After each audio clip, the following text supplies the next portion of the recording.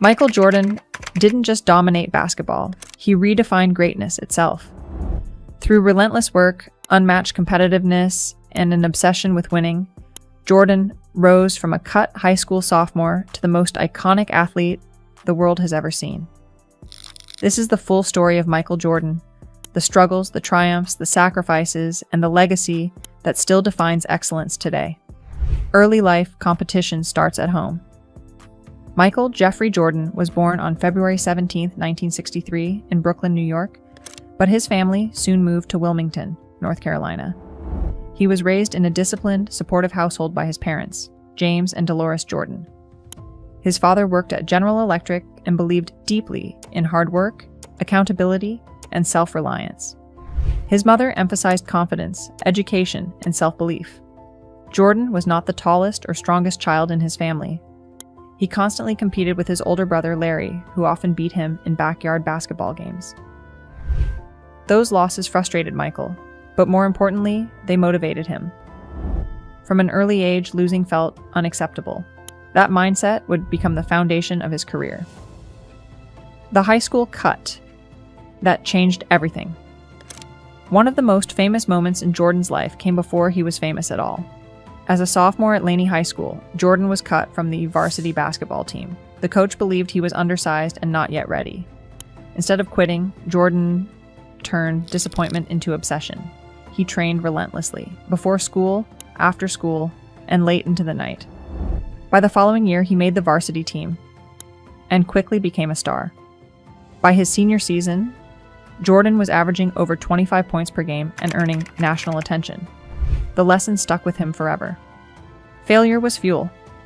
College years at North Carolina, learning discipline. Jordan accepted a scholarship to the University of North Carolina, where he played under legendary coach Dean Smith. Smith's system emphasized teamwork, defense, and fundamentals rather than individual stardom. For Jordan's, this environment was critical. As a freshman in 1982, Jordan hit the game-winning shot in the NCAA championship against Georgetown. The moment launched him into the national spotlight, but Smith ensured Jordan remained grounded. He learned to play within a system, to trust teammates, and to understand the value of preparation. Over 3 seasons at UNC, Jordan developed into the best player in college basketball.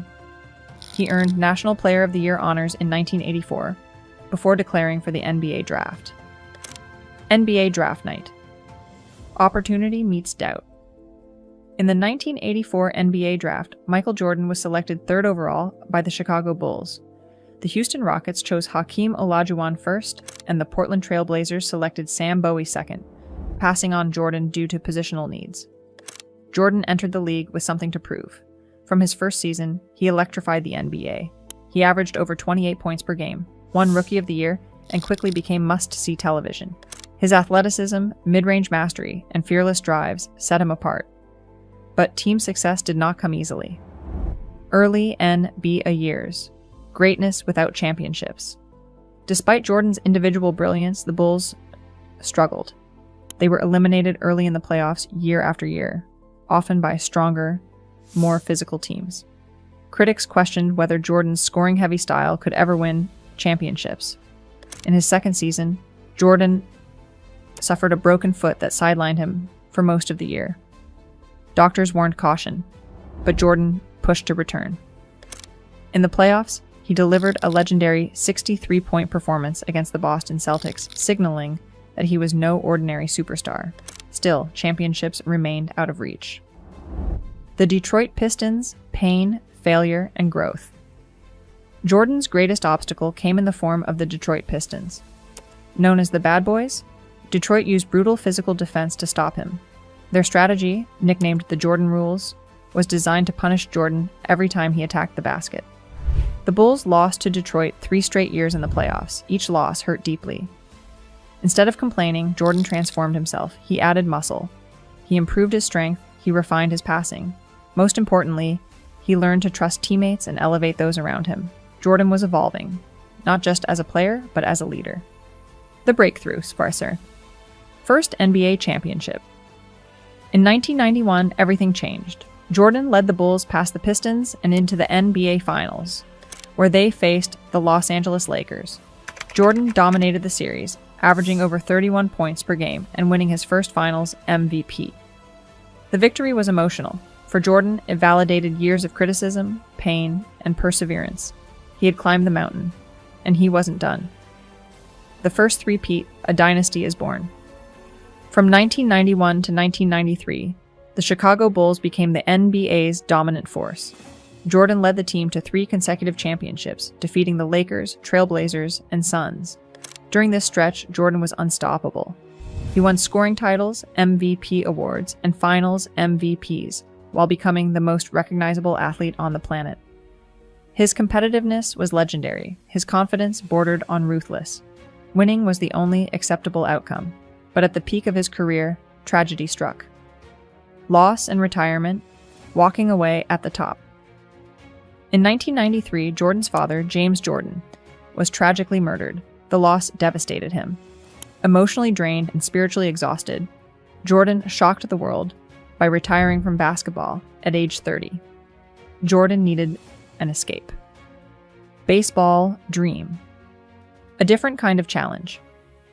Jordan pursued a lifelong dream of playing professional baseball, joining the Chicago White Sox minor league system. While he struggled offensively, his work ethic impressed teammates and coaches. The baseball experiment wasn't about success, it was about purpose. But basketball still called to him. I'm back. The return to the NBA. In March 1995, Jordan sent a simple message, I'm back. Though rusty, he led the Bulls to the playoffs. That summer, he trained harder than ever. The fire had returned, and so had his dominance. Second, three-peat peak Jordan.